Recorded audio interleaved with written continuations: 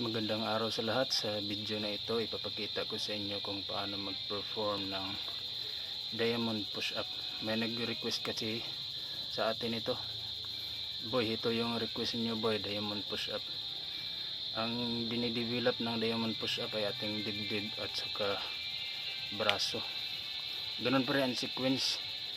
Dapat nakaangat yung konti ang puwet at ang dibdib pagbaba 1 to 2 inches close to the ground. Kayo lang magbilang.